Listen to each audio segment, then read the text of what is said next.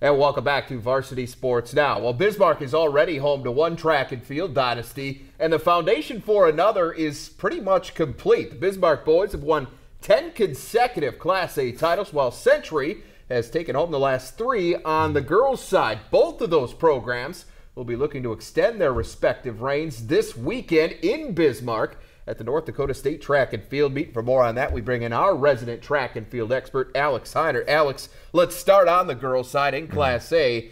Which individuals do you see making the biggest impact this weekend? Yeah, a lot of talent in this class, especially in the sprinting disciplines. A really tight race, it looks like, in the 1, the 2, and the 4 between Century's Miranda Merkel, Grand Forks Red River's Ashley Roan, and Bismarck's Kara Hausler. Those 3 have been kind of going back and forth with who's got the best time in each one of those races.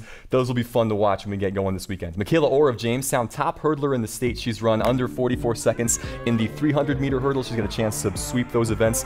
Bismarck's Brittany Brownouter. She's got the best time in the 8 and the mile. She's got the second best time in the 2 mile. She was a double champ a year ago. She's fun to watch. And then West Fargo in the throws. They've got Keely Walker. She's just a sophomore, but she's got the best throw in both the shot and the discus. And that's just scratching the surface. A lot of talent in Class A. In terms of the team race, can anybody keep up with Century? You know, Bismarck will give it a shot. They're going to have a great chance to sweep the relays, which is an impressive feat. But Century's got so much depth across the board. From their sprinting talent is out of this world. From the 100 to the 800, they've also got a lot of strength in the field as well.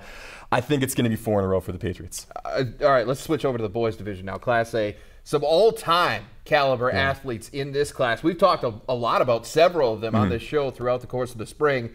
Talk about them and, of course, the rest of the field here. Yeah, you mentioned Landon Yoakum of Century, a guy we have talked a lot about in this program, and for good reason. He's run 47.78 in the 400, the best time in North Dakota history in the state of high school athletics there. He's going to be a factor in both the 1, the 2, the 4, and he's going to anchor their 4x4. He's got a chance to win 40 points by himself this weekend. John Theraldson of Bismarck in the throws. He's one of the best shot putters in state history also. He's thrown 61 feet and change this year, a chance to be in the top 8 all-time, and he's just a junior. So those 2, again, really all-time good in Class A for the boys' side. Elsewhere, Bismarck always strong in the long-distance events. Dylan Werner, who we saw at the Dakota Relays, he's got a great chance to win the 800. His teammate Matt Goda's got the best seed time in the mile and the 2 mile. Outside of Bismarck and Century, West Fargo's got a kid in Daniel Asa, who's got a great chance to win both hurdle events. He's also got one of the top long jumps in the state this year as well. So again, a lot of talent in that class as well. Any chance at all Bismarck doesn't make it 11 straight? You know, as much as I want to make a case for Century or anybody else, they're just too deep. The Demons have so much strength. Again, they build that program from the distance events down. They've won 9 straight cross-country titles as well as 10 straight track titles. And they've got great throws and great jumps as well. It's going to be Bismarck for 11 years. All right, well, on to Class B now. We'll stick with the boys' side. Give us some names to watch this weekend in that event, as well as who you like on the team side. This Class B race is between Killdeer and Kindred, and they both have a lot of great individuals. For Killdeer, Lewis Dobitz has got one of the best times in the 1, the 2, and the 4. He's going to be pushed in all of those by Kindred's Eric Bachmeyer, who's going to be right in the mix. He's also one of the best 300-meter hurdlers in the state.